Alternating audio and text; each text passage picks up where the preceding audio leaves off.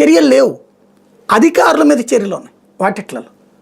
మీరు గుర్తుకు తెచ్చుకుంటే 2G కుంభకోణంలోనైనా బొగ్గు కుంభకోణంలోనైనా మంత్రులకి ప్రభుత్వానికి ప్రధానమంత్రులకి వీళ్ళకి ఏం కాల, అధికారులకు ఉంటుంది ఆ ల్యాప్సెస్ అనేటటువంటిది. ఇక్కడ పోనీ ఆ రూట్లో చెబుదామంటేనేమో ఆదాయం పెరిగిందే తప్పించి తక్కువ లేదు. ఇవాళ ఎక్కువ మంది అమ్మి తక్కువ డబ్బులు సంపాదిస్తున్నారు, అప్పుడు తక్కువ మంది అమ్మి ఎక్కువ డబ్బులు సంపాదించారు. అప్పుడు ఇక నష్టం ఎక్కడ చూపెడతారు? లేదు. అంతకుముందు ఇదే ప్రభుత్వం అధికారంలో ఉంది, అప్పటికంటే తక్కువ వచ్చిందా ఎక్కువ వచ్చిందా ఆదాయం? అప్పటికంటే ఎక్కువ వచ్చింది.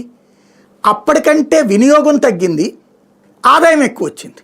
దెన్ ఏ రూట్లో చూసినా సరే ఆదాయం రాష్ట్రానికి నష్టం వచ్చింది అన్నటువంటి పాయింట్ అయితే వీళ్ళు చూపించలేరు, అది సాధ్యం కాదు దాంట్లో. ఇది నెంబర్ 1.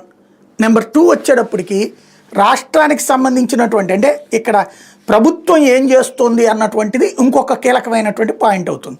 ఈ ప్రభుత్వానికి సంబంధించి విధాన నిర్ణయం అన్నటువంటిది వ్యక్తిగతంగా తీసుకున్నారా లేకపోతే సమిష్టిగా తీసుకున్నారా? క్యాబినెట్ అప్రూవ్డ్ పాలసీ, దాంట్లో నువ్వు ముందు వాళ్ళింటో కూర్చున్నావా వీళ్ళింటో కూర్చున్నావా, అది అసలు వార్తే కాదు, అది అసలు కేసే కాదు లెక్క ప్రకారం అయితే కనుక. అక్కడ డబ్బులు మళ్లించడానికి మాట్లాడుకున్నారు అనేటటువంటి